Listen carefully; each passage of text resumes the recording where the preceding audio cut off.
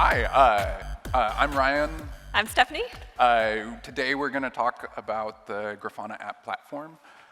So yesterday, a lot of what we talked about were real, concrete things that you can use and like features we're having you look at. But today, this talk is going to be a little different. We're talking more about where we're going with Grafana as a platform and what you all can look forward to. Whoops. So today, this is really not an announcement about new features. This is really a discussion of where we're going. In the next half hour, we're going to talk about why we're building this, what we're thinking about as we build it, and then concretely what kinds of features to expect, what kinds of building blocks that we'll be working with, and finally, what does it look like for you as you're trying to run the application, use it, or build new features. So why? I mean, right now we have a very powerful plugins platform, but if you've used it, you know you kind of hit some key issues with it, limitations. And what we're going to talk about here aims to address many of those limitations. So currently we have a powerful plugin ecosystem, but it mainly focuses on kind of key tools for data sources and panels.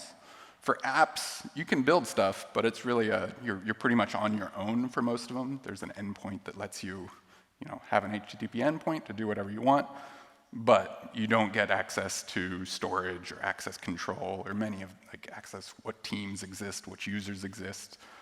So moving forward, we're trying to build a platform that enables you to build all of the normal things that we build in Grafana Core.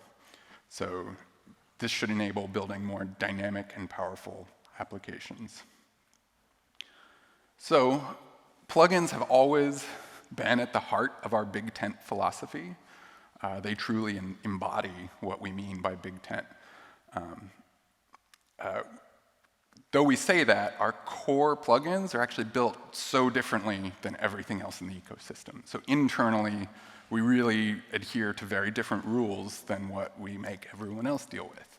So with this shift, we're actually changing it so that there is no difference between our external plugins and our internal. We're going to build them all the same way. So we have to use the same building blocks that you all have access to. Next, we're going to walk through what some of these key building blocks actually are. We're going to use the cliche software as Lego analogy and look at what you'll be able to build with these. So we'll dive into these. So the most basic building block is resources and storage.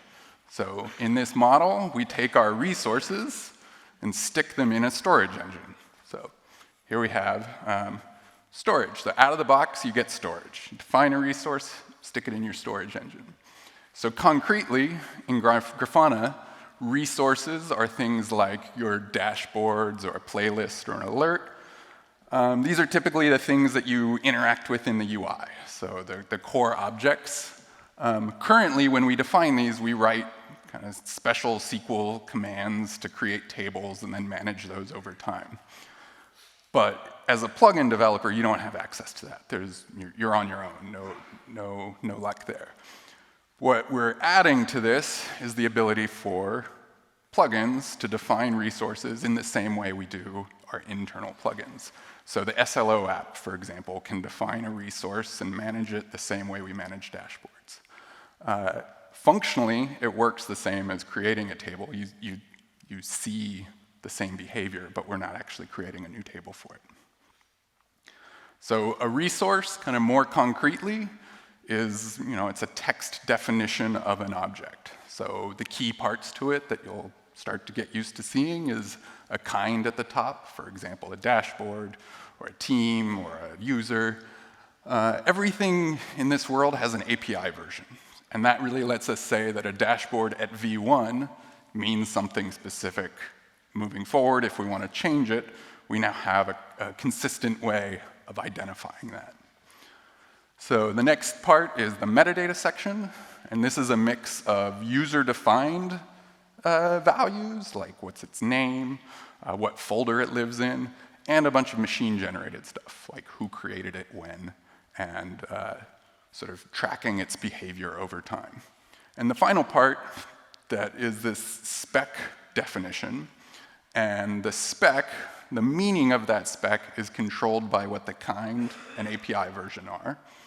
And with the spec, in the dashboard case, that's where we define what the panels are, where we define other properties of the dashboard. So this model is what we talk about when we're talking about a resource. So back to you here. Sweet. Awesome. So we're back in Legoland, and we have our garden now.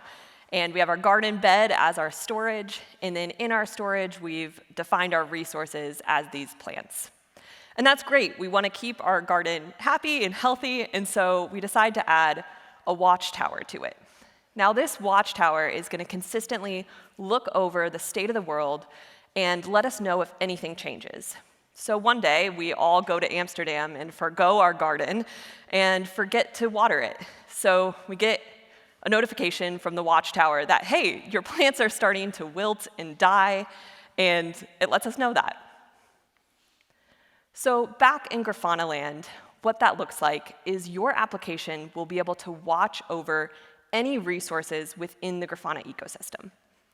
So this can be resources that are core to Grafana, like dashboards, playlists, teams, users, you name it. Or it could also be resources that were defined by your application. So in the Legoland example, that could have been the flowers, but for a more real-life example, the incident app, you could have incidents as something you watch. And so then when those changes do occur, your application will be automatically notified by the platform that something within a dashboard has changed. And then from there, you'll be able to act on that. So this is a major shift from where we are today, where usually if you want to look for any changes, you need to consistently pull the database and see, hey, have any dashboards changed or anything like that. Now it will be automatically notified by the system, and so that'll be a lot more performant and event-driven. So let's take a look at an example of this for how it would work. So let's say that your application really cares about dashboards. Your application would subscribe to dashboard events, and if your Grafana instance had a whole bunch of dashboards, so team insights, API insights, et cetera, and a user comes in and updates one of your dashboards, API insights, that would generate an event. Now this event can be different types of events, so it could be a create, update, or delete. Here we're notified that it was updated, and then it would tell you what type of resource was updated, so dashboard, and then also specifically what dashboard was updated. Since your application has subscribed to dashboards, your application automatically will get that event sent to it. So let's hop back to Legoland to see how we could use that. So back in Legoland, we got the notification that our plants are wilting and dying, and that's great, I guess, but if we're in Amsterdam, we can't do anything about that. So what we need is an operator, and this operator will be able to take action on our behalf to drive the current state of the world towards the desired state of the world. So the operator will be able to go down and water our plants and then bring the desired state of the world to life, and our flowers will be happy and healthy again.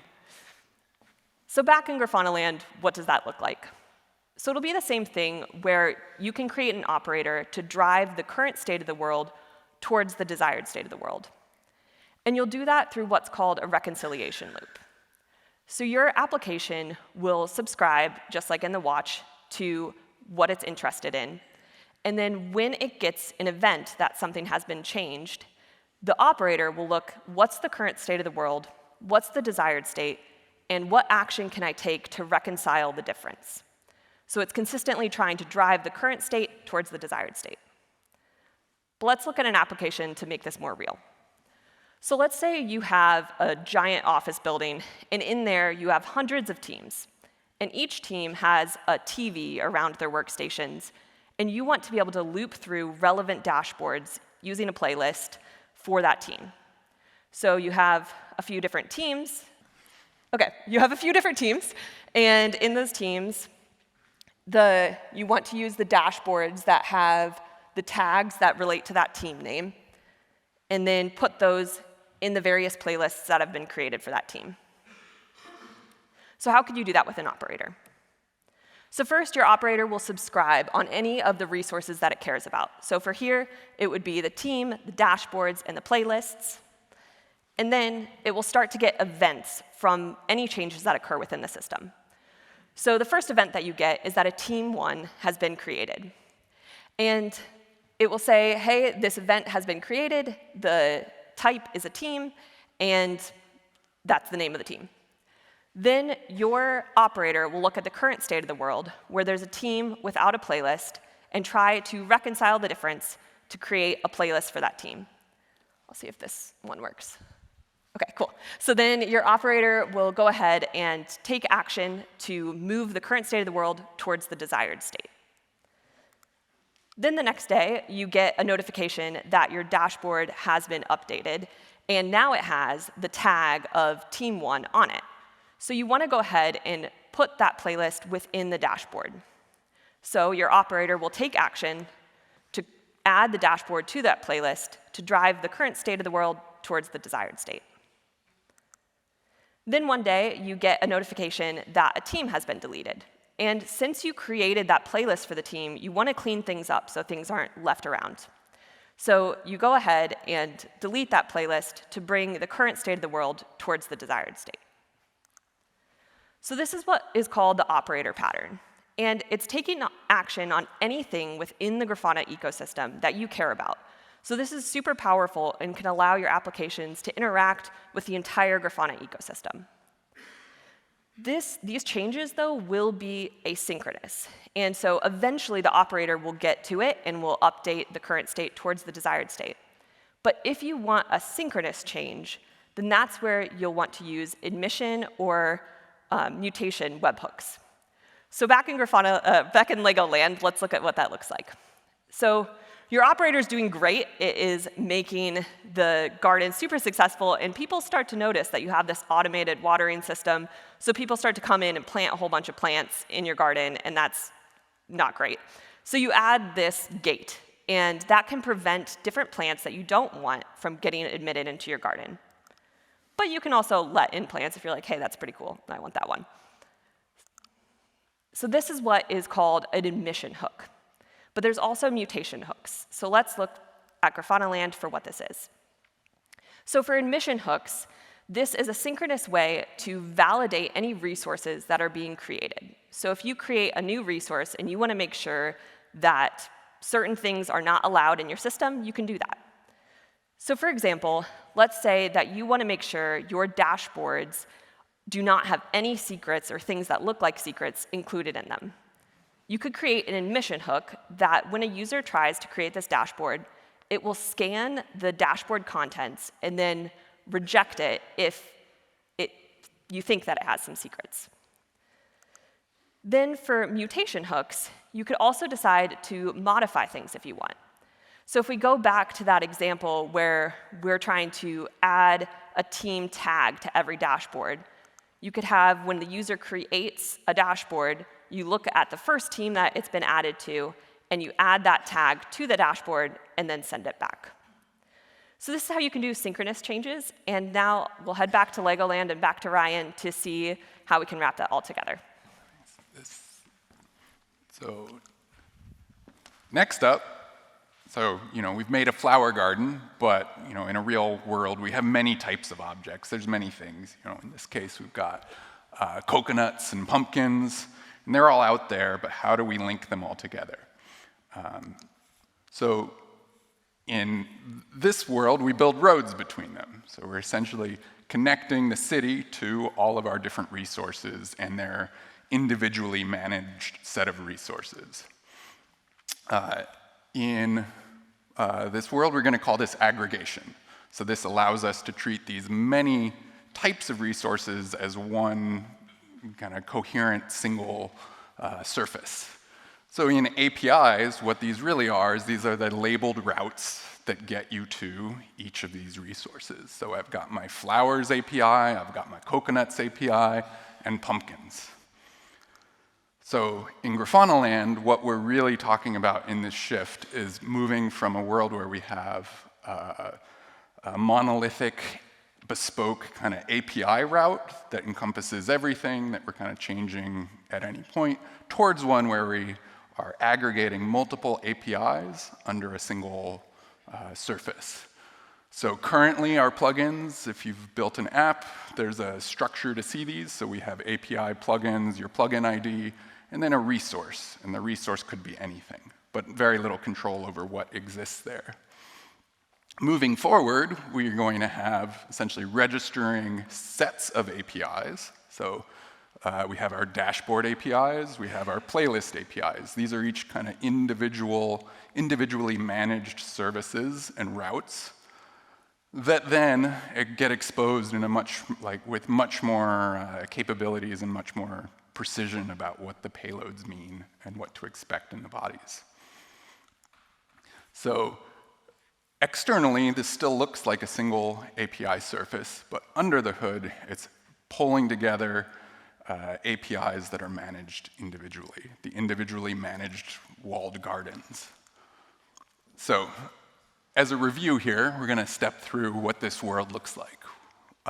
We're starting off with our storage, so the base layer of where everything actually gets saved and persisted. Within that, there are definitions of resources. So what does my individual objects I care about, what do they mean? And they get stored into our persistent storage layer.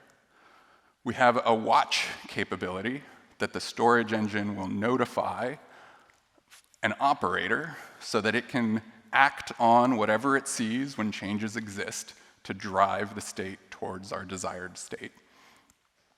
Hooks allow us to put in synchronous changes when those are necessary. They're not always necessary, and in fact, for the more scalable systems, the less we do synchronous, the better. And then aggregation is our system to pull this all together into a single world and be able to construct the dynamic applications we're looking for. So for anyone kind of in the audience familiar with this, you're probably shouting, isn't this just Kubernetes? And the answer is yes, of course it is. But it's actually a pretty different pattern that we're talking about, where Kubernetes is really an application to manage your infrastructure. We're using the building blocks of Kubernetes to build user-facing applications. So many of the rules that we think of like what's control plane versus data plane, are going to be pretty different. So if you're not into Kubernetes, you can kind of ignore all this, and your behavior won't change, but know that we're using the standard building blocks used to build Kubernetes to build this application platform.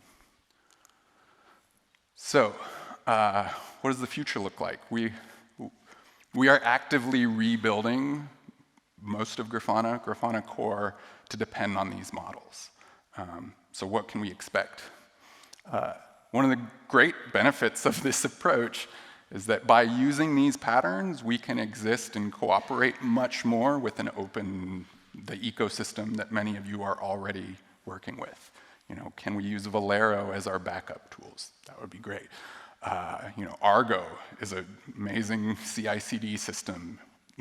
With this model, we can use that to drive your applications, to drive ours. And the other part is like kubectl becomes our kind of standard command line tool to manage the resources that we define.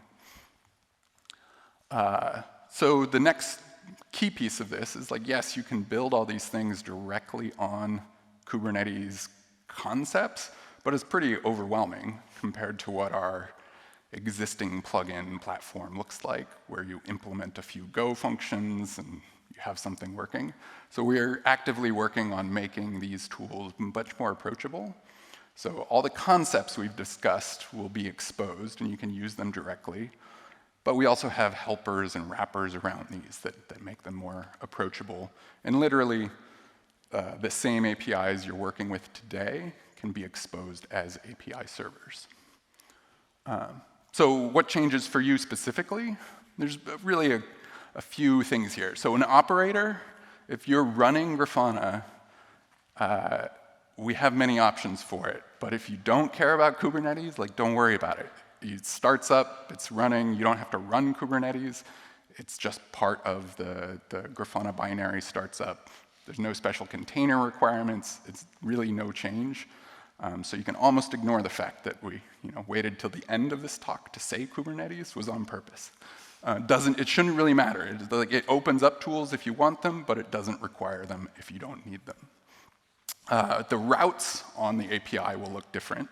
So rather than our bespoke kind of whatever we threw in at the time, we will now have much more structured API surface where each feature owns its own API server space and is able to add explicit versioned APIs. And then the other huge benefit of an operator is that we now have a much more consistent as code story. So every resource that we talk about writing, dashboards now have a consistent way to read and write them across your, across all the various ways you may access them. So as a data source developer, really also no big changes expected. Like the exact same API you write today, which is essentially fronted by a gRPC endpoint, we wrap that and expose it as an API server, but we'll now give you new ways to specify changes to the config model and expected changes to the response. So ways of actually versioning the APIs versus just whatever you happened to write in the past is now what you need to support forever into the future. And then finally, as an application developer, currently you can do whatever you want, and with this model you can continue to do whatever you want, but you will have out-of-the-box access to all these features that we talked about. So you don't need to manage your own storage. We can do that for you. You get the ability to watch changes on those and add these operator patterns that we've seen be really successful at scale.